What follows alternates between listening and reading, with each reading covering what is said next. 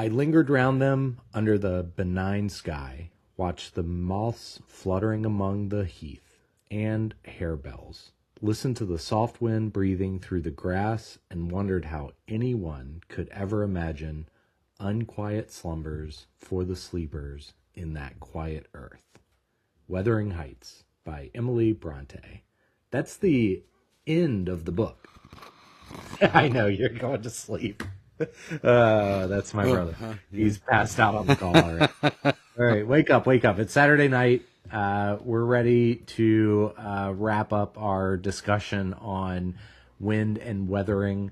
I read the last paragraph of Wuthering Heights because the songs we're going to cover tonight are really directly pulled from that script and that narrative. And while I didn't think we would get too deep into, this kind of more, Gothic English literature, here we are. So we are going to cover Unquiet Slumbers for the Sleepers and In That Quiet Earth, and we will get right into Afterglow tonight as well. So pretty excited. We will be calling this the Afterglow Suite just for ease. But pretty excited to kind of chat over this one with you, Jake. How are you tonight? I'm doing well. Yeah, it's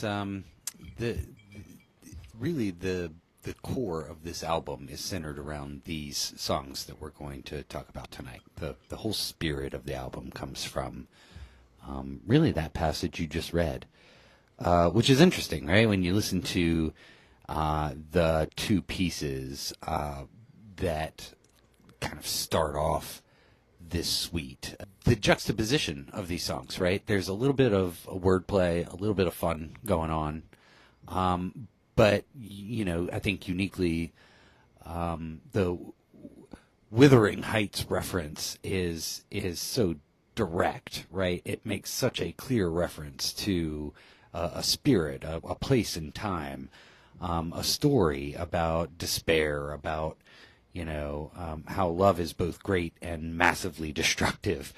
How long a book can be about a house on the moors. Yeah. Yeah, right. It's just, but it sets a tone. And I think this is what the Brontë sisters are so famous for, right? Is the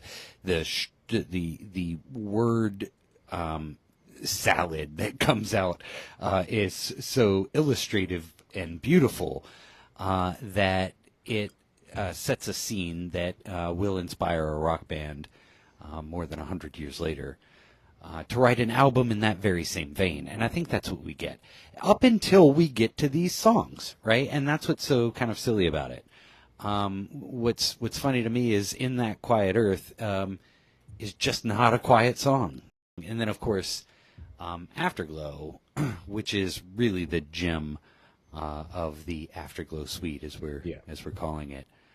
Such a beautiful song, but kind of, I could see the folks who read into that as a, kind of an epilogue to Heathcliff's story in Wuthering Heights.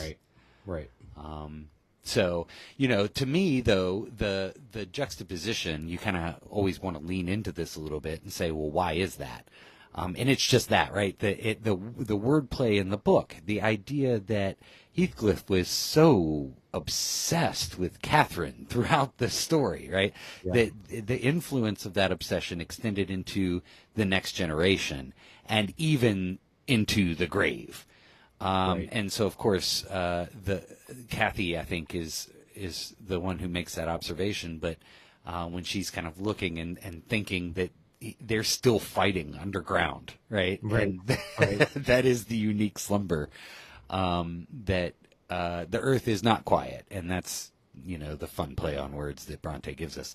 And Genesis picks right up on that, and bada bing, bada boom, here we have that song. So just a really nice kind of play on that literary twist that we get at the end of this story.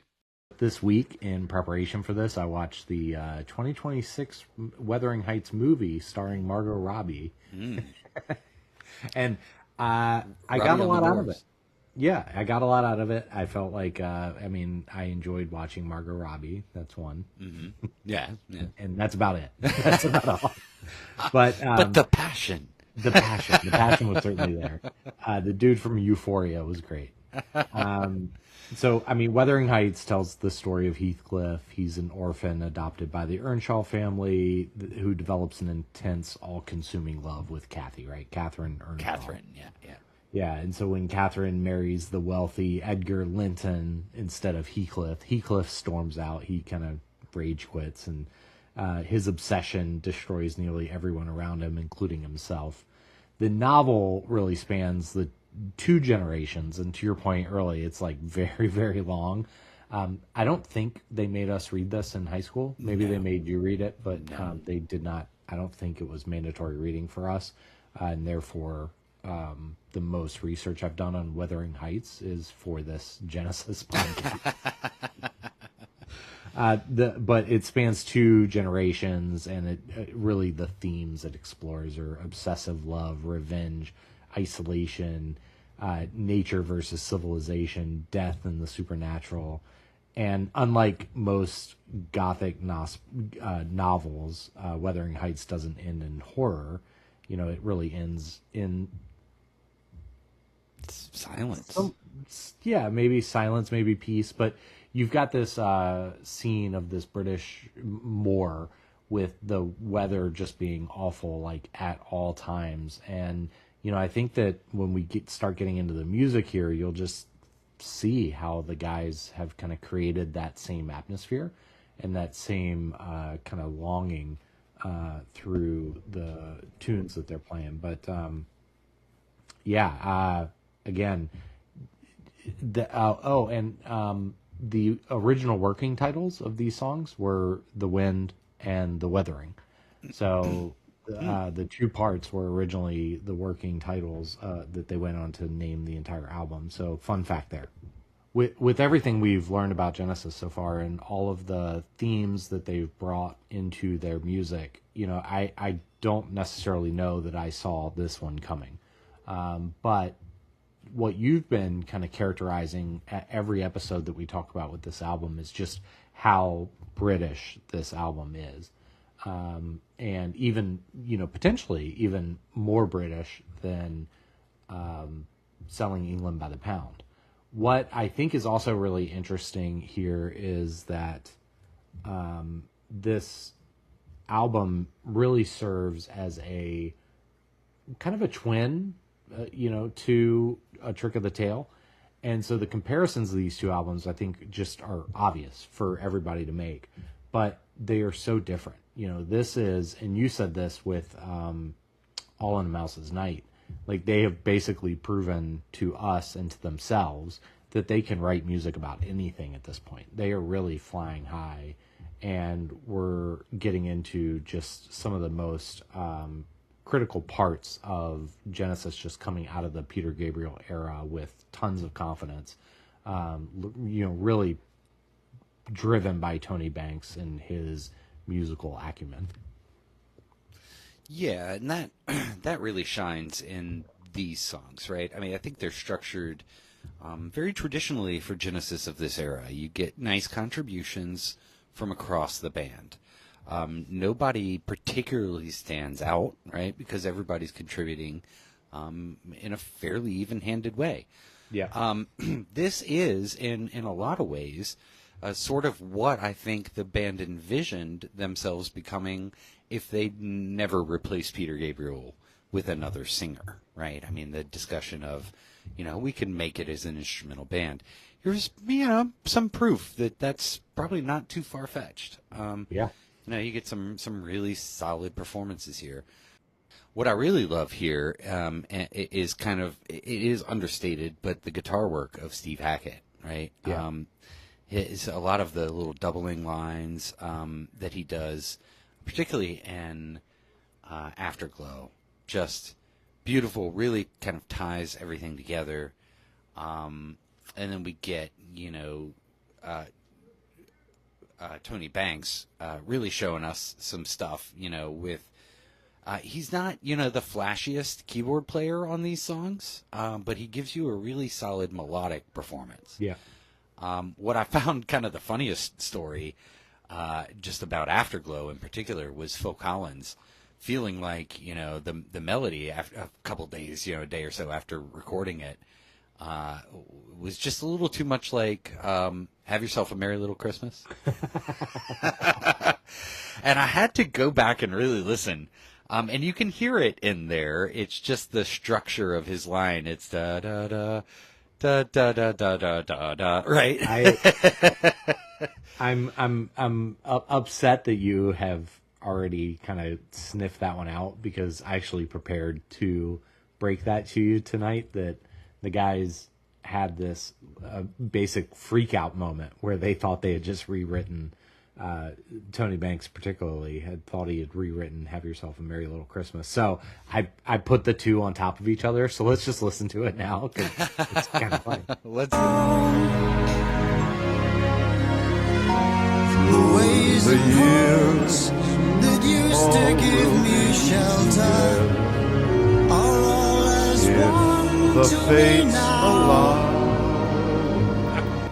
That's it. That's it. God, that's awful. That was my best work. That was so like amazing. My best work. It's like, Sigourney Weaver in that Alien movie is kill me. Yeah. So, all right. Well, let's cleanse our palates. I'll start the song. Once I start this, it's 11 minutes 24 seconds, and I'm not planning on stopping it. So it's the entire suite. Really starts with this pretty incredible atmosphere, and this kind of classical guitar section from Steve Hackett actually, to me, is reminiscent of Please Don't Touch, the song that they were going to play that they didn't end up including on this album. So that we played a couple weeks ago in the podcast. Yeah, this is maybe a little bit of a compromise. We're going to work some of those themes in, or maybe an influence. But I love the, again, I think that's the ARP soloist that Tony Banks is tuned to sound very theremin-like to me. The Star Trek theme song instrument. Yep.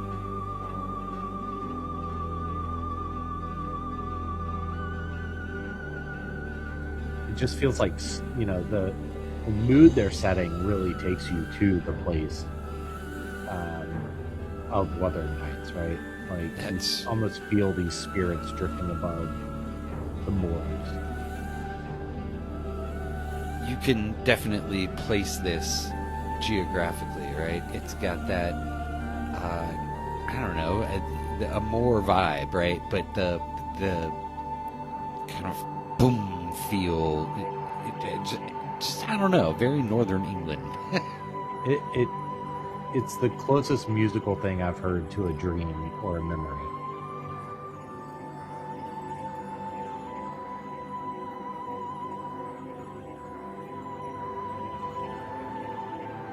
And of course, you have the chimes there, big percussion element.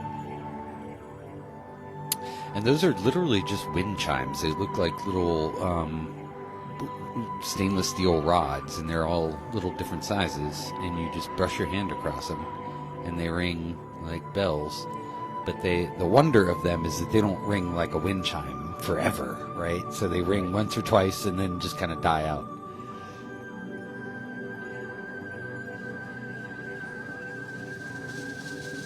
What I hear in that note right there is Moody Blues, Once Upon a Time. Oh, nice. All right? I feel like we're going to go straight into Once Upon a Time. But instead, we get this, the Unquiet Earth. What I'm hearing is almost a bagpipe sound from Steve Hackett's guitar, and coupled with that. You hear it? I feel like, Big Country is going to totally steal this sound 10 years from now for their album. Yeah, I can hear that. So this is in that quiet earth, and to your point, there's nothing quiet about this.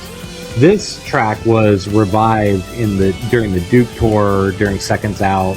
It was part of the In the Cage suite, and it would lead into a instrumental portion of Colony of Slippermen, and then get right into Afterglow. So it has always been heavily linked to the really what we call the Afterglow suite.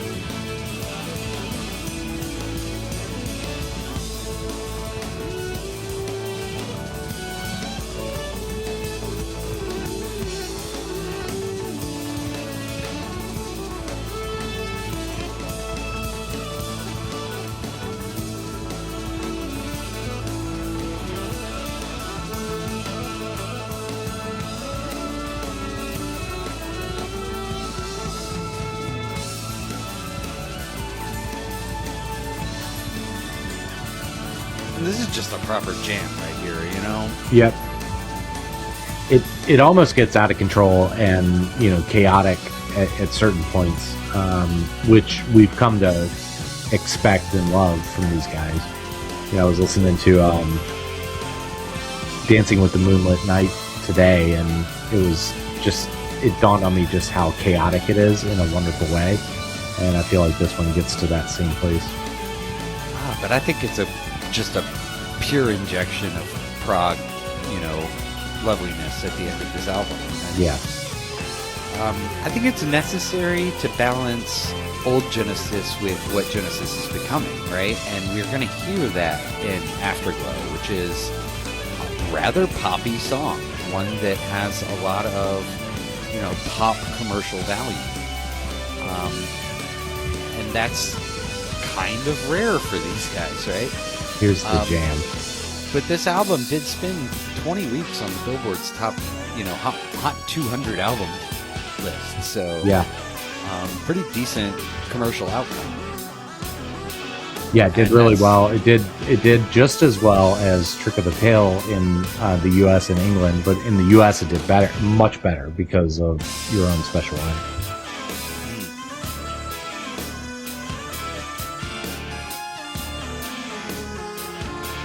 Those U.S. dollars are where it's at.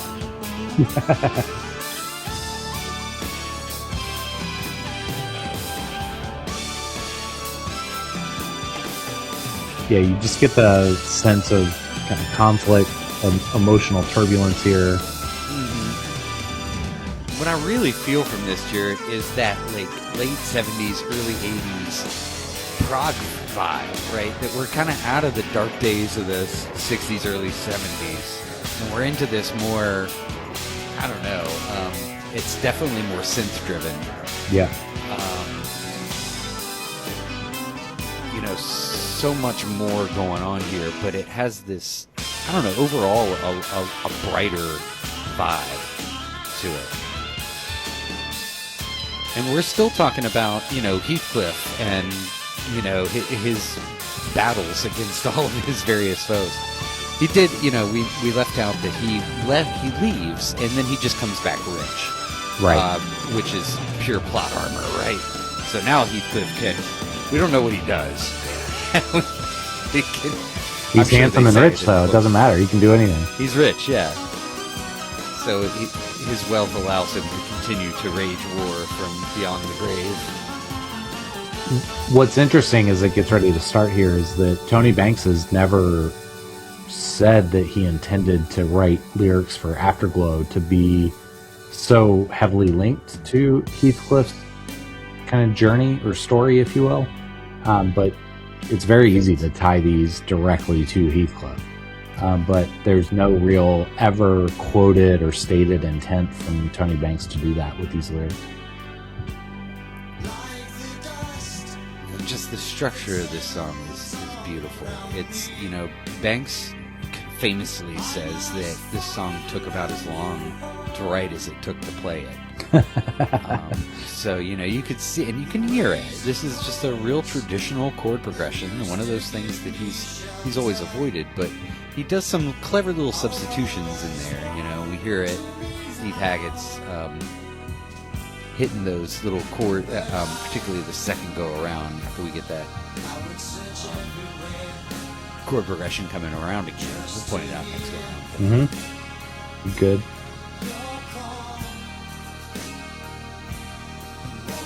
And I think we called out with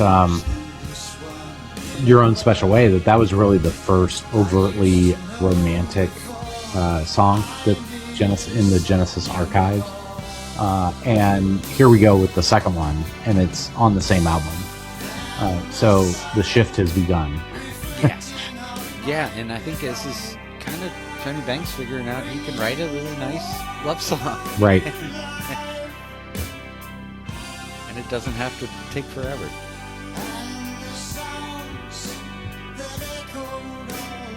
But the parallels here with Heathcliff's search for Kathy is, it's very obvious.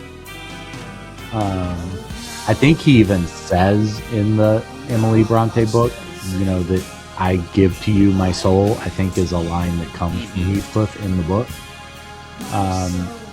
So whether Tony intended to write this from Heathcliff's perspective or was just, heavily leveraging Emily as a muse, I think it's pretty over to me. No, that's a good observation. I would have to imagine that there was a fair amount of embellishment that goes into how simply the song came together. I could totally see the structure, right? This is one of those Ashkan farewell type songs. It just falls under the fingers. That, of course, is the song made famous by Ken Burns in the Civil War, but it was his Civil War series, the violin piece. But it was written 20 years before that to close the Ashkan Music Festival every year. And the guy who wrote it said, it was just you picked the instrument up and started to play, and the song came out. It happens. And I think this is one of those. Yeah. But it also illustrates Tony Banks and his kind of sappy 50s chords. I could totally see this as a Electric Light Orchestra song. You know what I'm saying? Like, I'm surprised it hasn't been covered by them. Maybe it has. Maybe they should. Well, it's hard to sing. I mean, we didn't talk at all about just that incredible vocal performance we just heard, but that's a big part. Well, and here, what we have going on here is that tripling and quadrupling of Phil's voice to add all that background vocal. Yeah. That's a nice little studio trick. Yep. But it almost sounds like a synth. And I wouldn't be surprised if they sampled that, carried it, actually performed it that way. On stage, just had a sample of that and just played it behind him. But that's pure speculation. So you were, I remember you being particularly sad when we got to the fourth side of the Lamb, because we were kind of coming to the end of an era. Well, the end of Wind and Wuthering is the end of an era as well. So Steve kind of takes his ball and goes home, if you will, after this. Yeah, and he will be missed. Of course, Mike Rutherford is no slouch, right? And he's going to step up the game here and really show us what a fine multi-instrumentalist he is. And I think the band is going to do well with that. But we are uniquely going to miss. And it's just like you and I talk about how we miss the flute of Peter Gabriel. Yeah, right? yeah. We're going to miss that just distinctly Hackian sound, or Hackettian sound. I don't know how to properly say that, but that Steve Hackett sound. We're going to miss it. And it's and this is it, right? And that was just on those little last ding, ding, ding, ding, right? Those little notes. I might have a few other Steve Hackett things up my sleeve. I mean, I will say that he for this podcast, but I will say that he, he's maintained the torch. He's been the best torchbearer for Genesis in, the last decade. That's out there. Like, you can go still check him out on tour and see Firth of Fifth live. Yeah. So I'm feverishly trying to do that. But I think he's keeping the old Genesis stuff alive better than anybody other than us.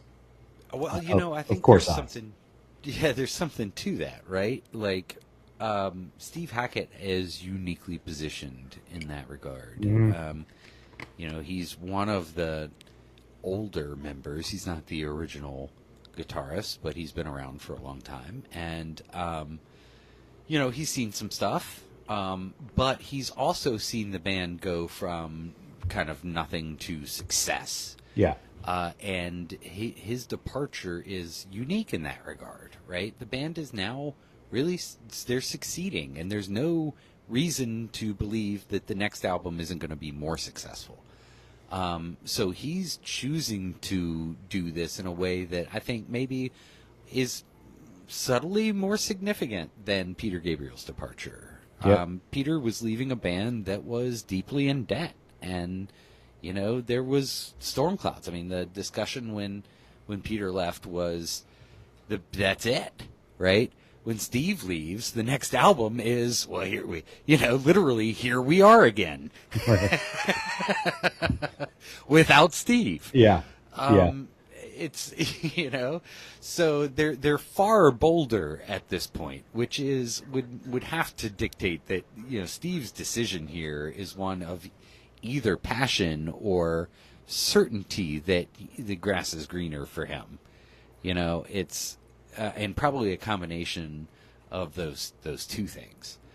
Well, while he went on, and I mean, arguably had it's not even arguable. I mean, he had significantly less success commercially as a solo act compared to Phil Collins, Peter Gabriel.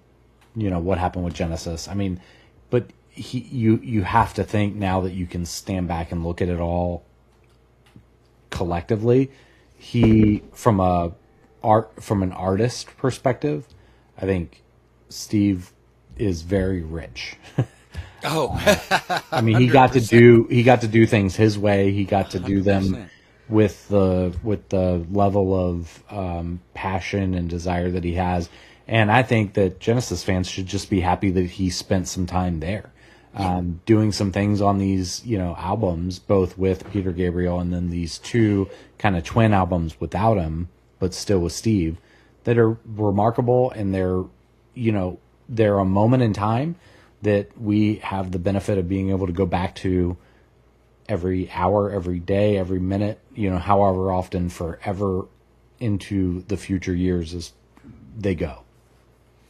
I think you just hit the nail on the head. It's, this is Steve Hackett kind of going out on top and deciding that the commercial success that he's achieved is good enough. Yeah. Now, I'm certain he wants to go out there and hit home runs, but anybody who's been close to a successful pop act knows what goes into that pop act, and it's not musical talent and or integrity. Yeah. Right? It's generally a whole bunch of showbiz mumbo jumbo. And so, for a guy who really is struggling with his artistic integrity in this band, right, with having to give way to, in a lot of cases, perceived bigger egos, maybe, founder syndrome, that sort of thing. He just doesn't want to fight those battles anymore. And I think he's at a point, and this is kind of the point I was making with Peter, right? Peter had decided that he was going to be more financially successful going his own way. As a lead singer, frontman of a band, highly charismatic, he has that option, right? And he can go off and do that's like Beyonce, right? It's just like, oh no, she's never gonna, what was she in Destiny's Child? She's never gonna leave Destiny's Child. It's just, she's nothing without them, right? No, Peter Gabriel is Peter Gabriel. Steve Hackett is, I mean, he's certainly Steve Hackett, but what he's done is he's gotten his dollars from these last two successful albums, Right. and now he's in a place where he can say, "Yeah, I'm wealthy enough to move on and focus on my passion projects," and that's key. So what you have to love about the music that Steve is going to go on to make is just one, how good it is. Right? It's not commercial in any sense. It's not the kind of stuff you're going to hear on the radio. But it's excellent music, and he's so creative and just kind of out, working with the tools of the time. Just really, really great stuff. So I can't wait. I'm hoping we talk a little bit more about some of these solo projects that are going on. Well, and the thing that we haven't talked about is that Steve fell in love. Like any good rock and roll story, yeah, there's a woman, behind this that he first met and fell in love with while they were on the Lamb tour, and she was really the kind of guiding spirit and muse for Voyage of the Acolyte, and we'll tell that story soon. But we got to close out kind of Wind and Wuthering, and it's hard to do because I have a lot of passion for this album, and since we've been kind of going through it together, that has only gotten stronger. So I don't like the rapid speed with which it feels like we're just knocking these things down, but I think this is just such an important part of the Genesis story. We've got these twin albums that came out in the same year. The first one is more experimental and just dipping a toe in the water of what is going to work for this band moving forward, but still was delivered and executed with a lot of confidence. But then we move into this kind of second of the two twins with Wind and Wuthering, and they no longer need to give a shit. They're going to do what they want to do, and they're going to do it their way, and they're going to do it together. And Tony Banks has clear control and has what the band needs right now to help kind of move them forward. So whatever friction that created, whatever drama that's caused, we can thank him for this album. We can thank him for the music and for bringing these guys along with him, because again, this is something we can put on our record player or onto Spotify anytime we want and kind of relive these kind of emotions, feelings, and the fun fantasies that come with this album. Absolutely. I mean, it's one of my favorite autumn albums. You put this thing on and just a windy, kind of dreary day. Cold. It's just perfect. Yeah. And thank you. You got to thank them for that. There's not a ton of albums like that, but I would love, to hear people's thoughts on other albums that kind of draw the same kind of evocative nature of this one. Yeah. But this one is, special. The fans have spoken. Last week we were talking about All in a Mouse's Night, and we were talking about how Tony Banks was kind of bringing that mouse character to life musically, and he certainly was on his keys. But one thing that we missed, and a commenter kind of pointed it out to me, and I went back and listened over and over again, is that mouse sound is also Steve Hackett doing a little bit of that magical finger picking that he does. So whether and what I think is so unique about Steve is that, and Daryl Sturmer, when he got hired as the guitar player for the live Genesis shows, he said there were so many pieces of music that Steve curated that I just assumed were on the keys, but they were really from these tones or tools that he experimented with to figure out how to make the guitar sound that way. So anybody who has listened to both that episode and this episode, just know that we love it when you guys reach out and tell us these things so that we can investigate them a little bit further and deeper. And that's what this is all about. So thanks for that. Yeah, that's fantastic. You can definitely hear Steve kind of noodling around back there. Yeah.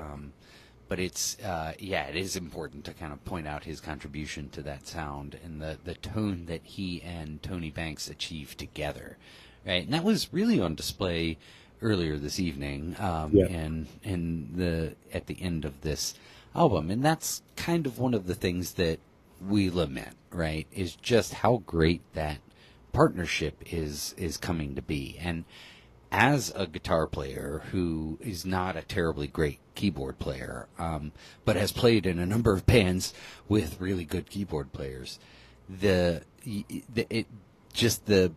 value of having somebody that is musically engaged and that you can just collaborate and co-contribute with it can be incredible, right? And so this is one of those things to say, what Steve is walking away from here is not a bad musical collaboration. It's not for lack of perceived success or anything else.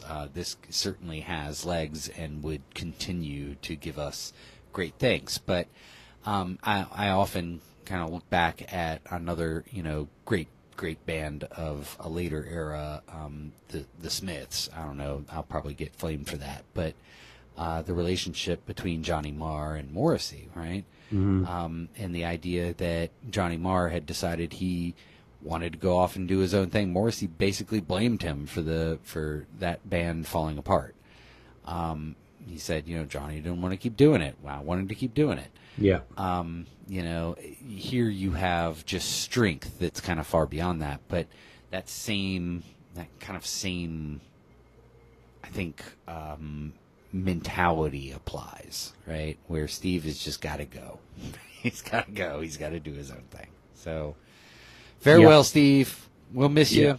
We appreciate the contributions. Yeah, we will. And, I study this stuff and I listen to these interviews later on, and Tony Banks really missed Steve Hackett. He was surprised he left when he left. He enjoyed doing the quirky things with him.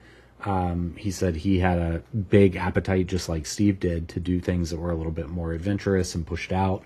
And I think it's all those reasons that you just mentioned, between the great guitar player, the great keyboardist, and how maybe there's not a lot of oxygen left in that room, but what can be built beautifully together is so important. But Tony also reflects on the fact that, they basically went and did one more album together, with and then there were three, and then they all started doing solo albums. Right. And so that's where this era of all these solo albums start. And, Steve could have ended up doing both, right? I mean, he could have had this long lasting, but they left that Trick of the Tail tour in 76, and he asked if he could do another solo album, and they said no. He asked if they could split the writing credits, basically 25% each, and they said nope. And he said, okay, I'll go do this with the love of my life.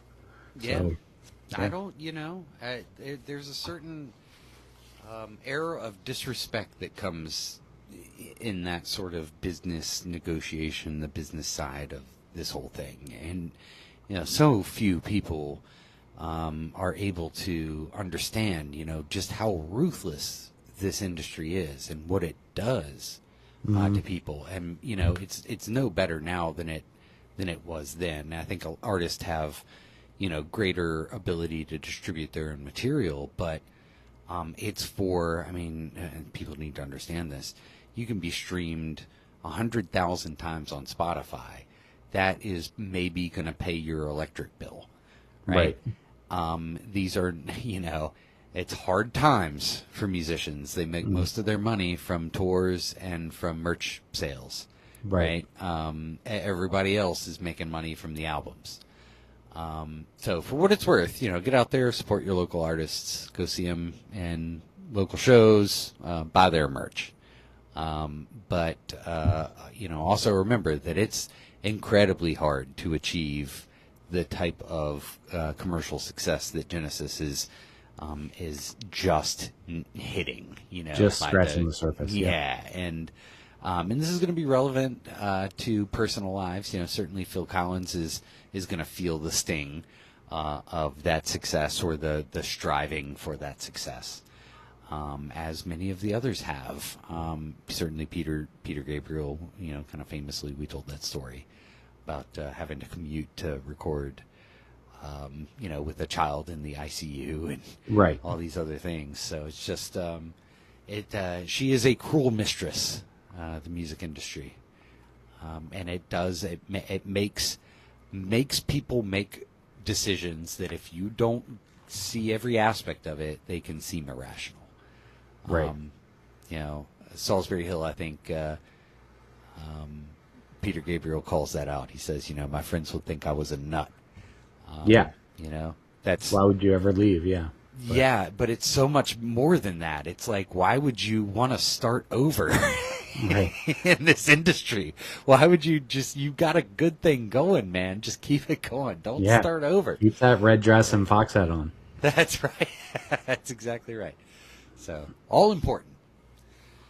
All right, so we say goodnight to Wind and Wuthering. It's not a musical version of Wuthering Heights, but it's a little more subtle. It's Genesis. It's a thematic exploration. Yeah, borrowing from the plot.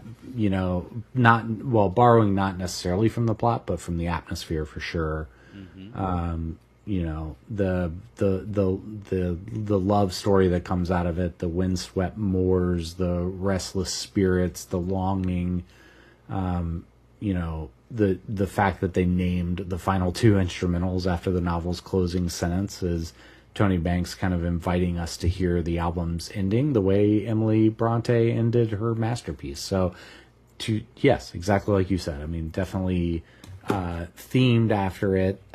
We wouldn't expect anything less from these Charterhouse educated boys that have brought us episodes from on this same album from the Jacobite Wars, right? Mm-hmm. Jacobite. Yep. The Jacobite Wars. Supporters of James. Yes, we've been all through ancient Greece, all the mythology. We wouldn't expect anything less than literary references here. So, with that said, this was a lot of fun. We will keep you guessing as to what comes next, but it will be coming fast and soon for sure. Well, this has been a lot of fun, Jarrett. I've enjoyed exploring this album with you. Me too. And it has been on constant repeat since we've been doing these episodes. So I am getting a lot out of just this in general, because it just adds a little fun energy to every day when I pop in these albums that I know we're going to get the chance to talk about. That's right. Now, to be fair, it's been in the 90s here, and it's supposed to be over 100 several days next week. So I'm going to wait and put this on constant rotation about 3 months from now. Yeah, in October. We'll see how that goes. Right. Yeah, right before Halloween would be perfect. Yeah. All right. All right, brother. Great talking with you. You too. Mild Mannered Supermen, Mild Mannered Supermen, Mild Mannered Supermen.